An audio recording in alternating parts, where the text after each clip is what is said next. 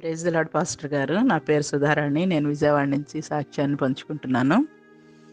నేను జనవరి 12వ తారీఖు మీతో మాట్లాడాను. నాకున్న ప్రాబ్లమ్స్ విషయం చెప్పినప్పుడు మీరేం చెప్పారంటే, ఒక బుక్‌లో మీరు రాసుకోండమ్మా మీకున్న ప్రాబ్లమ్స్ అన్నీ. వాటిని రెడ్ ఇంక్‌తో కొట్టివేసి మీకు ఏదైతే కావాలనుకుంటున్నారో అవి రైట్ సైడ్ రాసుకుని వాటికి థ్యాంక్ యూ జీసస్ అని చెప్పమని చెప్పారండి.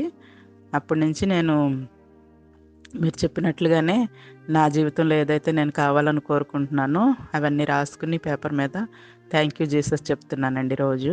అయితే దేవుడు ఆశ్చర్యకరంగా ఈ ఫిబ్రవరి 15వ తారీఖు మా తండ్రికి ముగ్గురు కుమార్తెలమండి.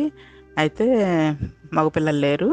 మా రెండో అక్క మా మదర్ చనిపోయారు. మా నాన్నగారు ముగ్గురు దగ్గర కొద్ది కాలం ఉండేవారు, కానీ రీసెంట్గా మా రెండో అక్క దగ్గర ఎక్కువ ఉంటున్నారండి. తనేం చేస్తుందంటే, మా నాన్నగారికి ఇప్పుడు ఏజ్ 89 ఇయర్స్ అండి.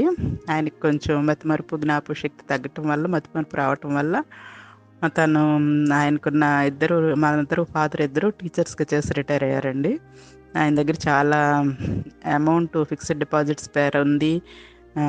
బ్యాంక్‌లో చాలా క్యాష్ ఉండటం వల్ల తనేం చేసిందంటే, తన అకౌంట్‌కి అవి కొంత అమౌంట్ ట్రాన్స్‌ఫర్ చేయించేసుకుని, మిగతా ఫిక్స్డ్ డిపాజిట్స్ అన్నీ తన పేరు నామినీగా పెట్టించేసుకుందండి. ఇంకా ఆ విషయం మాకు తెలిసి ఇంకా చాలా బాధపడ్డాము.